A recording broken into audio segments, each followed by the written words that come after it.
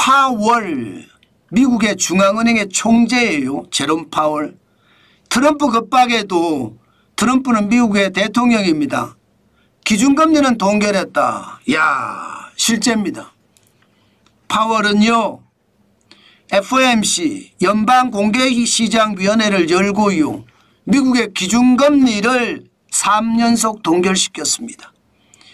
2024년 12월 19일에 4.75%의 금리를 4.50%로 내렸거든요. 그 이후로 1월 29일에도 동결, 3월 19일에도 동결, 5월 7일에도 동결입니다. 사실 그동안 트럼프 미국 대통령은요, 금리 인하해라. 금리 인하 안 하면 당신 해고하겠다.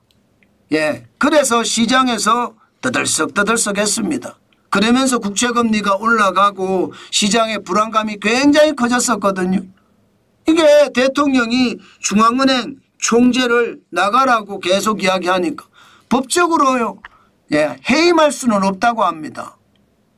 그러니까 이게 너무 심해지니까 시장이 굉장히 불안해졌었잖아요. 그래서 시장이 조금씩 안정을 찾아갈 때 트럼프 대통령이 해임은 안 하겠다 이렇게 한 발 물러섰습니다. 그렇지만 5월 7일 5월 6일 7일이죠. FOMC 연방공개시장위원회가 열릴 때 트럼프 대통령 또 한 번 경고했습니다. 금리 인하해야 내가 해임하지 않을 거다 이렇게 또 급박을 했어요. 그런데도 말입니다. 제롬 파월 연방준비제도 의장은 웃기는 소리. 나는 시장만 따라가겠어. 당신이 하는 관세 정책은 결국 미국의 물가를 올리고 미국의 성장률을 망가뜨려서 경제를 더 어렵게 할 거야. 이렇게 강하게 반발하는 모습을 보이면서 제롬 파월 연방준비제도 의장은 자기 의지대로 자기 뜻대로 쉽게 말하면 원칙대로 시장의 힘대로 그냥 갔다는 뜻이에요. 이렇게 되니까 여러분 시장은요 오히려 시장은 긍정적이었습니다. 오늘 시장을 보면 다우산업지수가 0.7% 올랐습니다.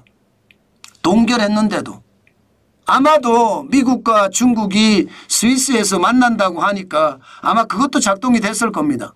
284.97이 올랐고요. 41,113.97로 마감했습니다. S&P 500지수 대형주 중심도 0.43% 24.37이 올랐고요. 5,631.28로 마감했습니다. 기술주 중심의 나스닥은 0.27% 올랐고요. 48.5가 올라서 17,738.16으로 마감했습니다. 개별도 마찬가지입니다. 필라델피아 반도체 지수 분위기 좋았죠. 1.74% 올랐습니다. 1.74%. 그래서 4,386.36으로 마감을 했고요. 엔비디아도 마찬가지입니다. 엔비디아도 117.06달러로 마감을 했는데 3.10%나 오른 숫자입니다. 어디 그뿐입니까? 매그니피센트가 다 올랐어요. 당장 말입니다.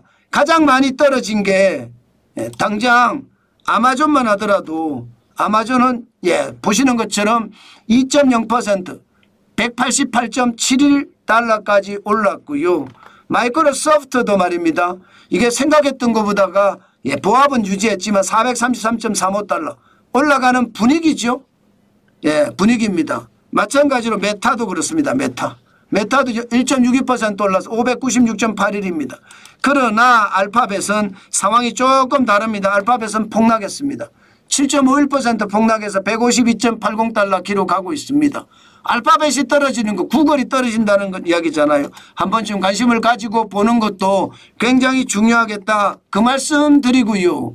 애플은요 떨어졌습니다. 1.14% 떨어져서 196.25가 됐고요. 테슬라도 여러분 시장의 분위기에 따라서 달라졌지만 올랐지만 오른 것도 아니에요. 0.32% 올랐고요. 276.2를 기록을 했습니다. 전체적인 분위기는요.